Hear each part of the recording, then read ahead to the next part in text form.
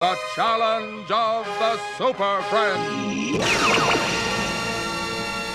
Imagine a swamp, and not just any swamp, but a murky, mist-covered marsh in the heart of Africa. Out of the water rises a giant black Darth Vader-esque helmet.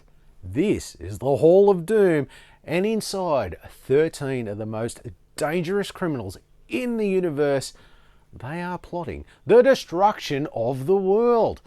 For anyone who grew up in the late 70s or discovered reruns in the decades that followed, this image is burnt into your collective consciousness. We are talking about the campy lesson of the week stories of the early 70s. We're talking about the high stakes, base swapping, hero punching madness of 1978. This is the story of the challenge of the Super Friends, the season that redefined superhero team-ups forever and gave us the most iconic villain roster in television history. Together, the 13 of us will form the most powerful and sinister group the world has ever seen. From now on, we'll be known as the Legion of Doom. By 1978, the American Saturday morning cartoon landscape was undergoing a seismic shift throughout the early to mid-70s. The parental watchdog groups like Action for Children's Television had effectively neutered superhero animation on TV. Violence was out. Pro-social values were in. This led to the original 1973 Super Friends series, where Batman and Superman spent more of their time teaching teenagers about bike safety than actually fighting crime. However, as the decade progressed, networks realised that the kids wanted some action. The success of the 1977 all-new Super Friends hour proved there was a massive appetite for DC's heavy hitters. ABC and Hanna-Barbera decided it was time to literally take the gloves off, or at least as much as the censors would allow. They needed something bigger. They needed a challenge. You see what I did there? Challenge of the Super Friends premiered on the 9th of September 1978 as part of the third season of the overarching Super Friends brand. But it wasn't just a continuation. It was a revolution in format. The show was divided into two distinct segments. One part of the show would feature the core challenge episodes, epic battles between the Justice League and the Legion of Doom. Then there was the second part of the episode, which would feature the more traditional adventures involving the Wonder Twins, usually. There were 16 episodes produced, and while that seems like a small number, their impact was massive. This wasn't just episodic fluff. This was serialized war for the fate of the planet, airing every Saturday morning on ABC. Nothing will stop us now. With our combined powers of evil, we must pledge to wipe out the Super Friends. Behind the scenes, the powerhouse duo of William Hanna and Joseph Barbera oversaw the production, but the creative soul of this show was driven by the writers like Jeffrey Scott. The animation was handled by Hanna-Barbera's main studio, and while the budget was typical for that era, meaning, of course, plenty of looped backgrounds and the occasional missing cape, the scale of the storytelling was unprecedented. The production team faced that constant hurdle of the no punching rule. So to get around the censorship, the Super Friends couldn't just clock Lex Luthor in the jaw. Instead, they used applied physics, trapping villains in energy bubbles, using batarangs to disarm gadgets, or manipulating the environment to cause the villains to literally defeat themselves.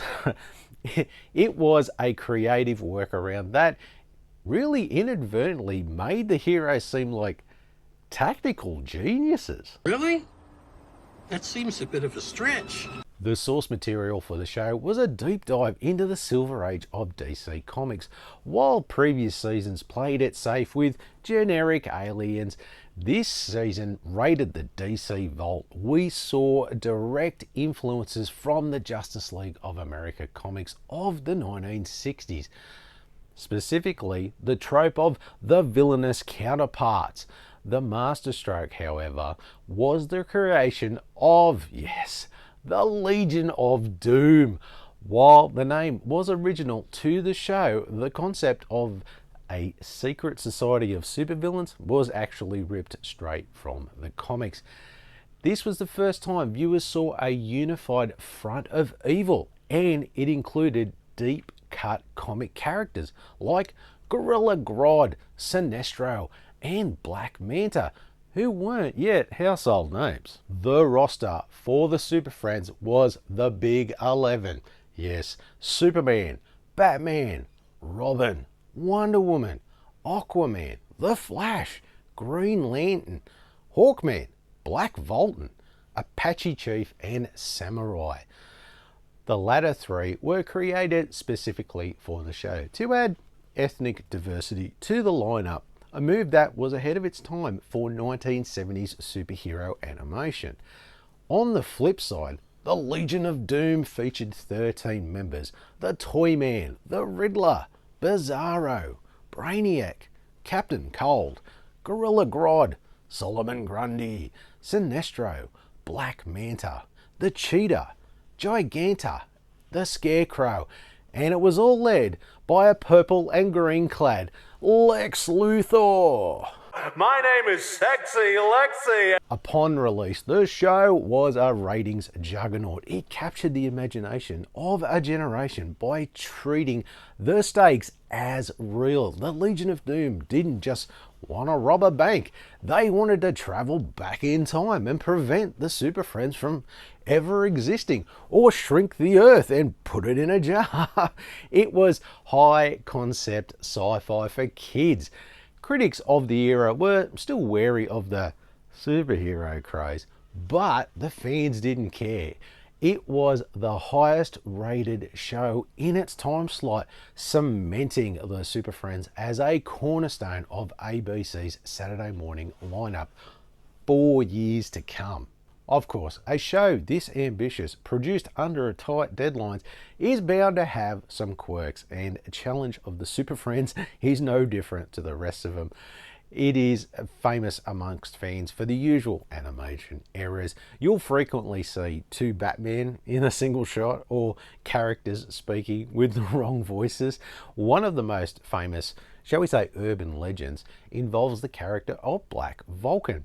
Now, rumour has it that he was created because Hanna-Barbera couldn't reach a deal to use Black Lightning, who was embroiled in a royalty dispute with its creator, Tony Isabella.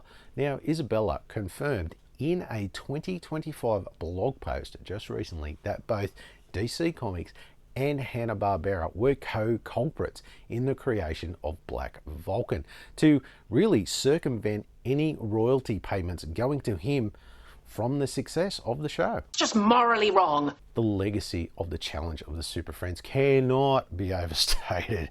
It provided the blueprint for the Justice League and the Justice League Unlimited animated series of the early 2000s. Without the Legion of Doom, we don't get the sprawling villain alliances of the modern era.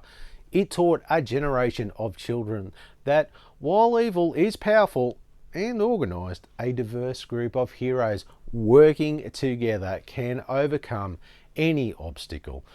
It shaped the way we perceived these characters, defining both the heroes and the villains of DC Comics for decades to come. For those of you out there looking to own this piece of history, the physical media journey had been a long one coming.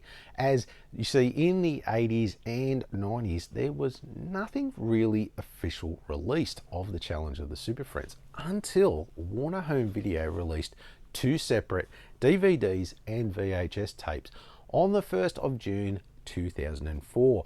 The first one being Challenge of the Super Friends, Attack of the Legion of Doom, and Challenge of the Super Friends, United They Stand, which only really featured 4 episodes from the show per disc or VHS tape. Then shortly thereafter, the first season was released with all the challenge episodes as Challenge of the Super Friends first season on the 6th of July 2004. Then the second one with the Super Friends episodes as the Super Friends Volume 2, and it was released on the 24th of May 2005. Now, more recently, on the 10th of September 2024, Warner Brothers released the remastered Blu-ray set of the entire Super Friends series on a box set with all 93 episodes from all 9 seasons of the show, remastered for Blu-ray, providing a major improvement in picture and sound quality. Look at that picture quality. What can you say about the most iconic season of the Super Friends that defines what this show was about for so many kids of that time? As for me, and I'm sure it is for you too out there watching, if you watched this show back in the day, the Challenge of the Super Friends was probably the version of the show you would think of if you heard the word Super Friends right now. For me, any of my childhood memories of this show are of this season primarily. The Justice League battling it out with the Legion of Doom. For me, this season is the one that just made me fall in love with the Super Friends and superheroes in general as a very young kid. One of my earliest memories was when I was about 4 years old, which was in 1979 when this aired, and my preschool teacher was asking me, "What are you doing running around the schoolyard?" And me telling her I was the Green Lantern flying around, but only in the best way a 4-year-old could, as I didn't actually know the name of Green Lantern at the time, and let's just say she looked a little confused when I was trying to explain who I was. So yeah, for me, this season had a massive impact on me as a kid, and still to this day as an adult, as watching these comic book titans clash in this cartoon brings back nothing but pure joy and memories every time I see it, and that's why I'm giving this an absolute 11 out of 10. Yeah, I know, that doesn't make any sense, but that's how much I love this cartoon. The Challenge of the Super Friends was more than just any old cartoon. It was an event. It was the moment the DC Universe felt truly vast, dangerous, and just downright exhilarating. It gave us heroes to look up to and villains we love to hate.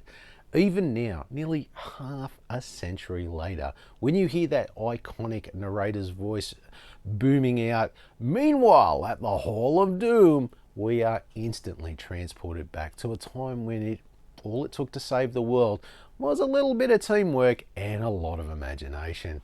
So the next time you see a giant helmet rising from a swamp, don't be afraid. Just remember, the Super Friends are probably already on their way. Where are the Super Friends? Next week on the show, we are going to look at the Phantom movie from 1996. It's a 90s classic that I can't wait to rewatch and see good old Billy Zane back in action. Thanks for watching.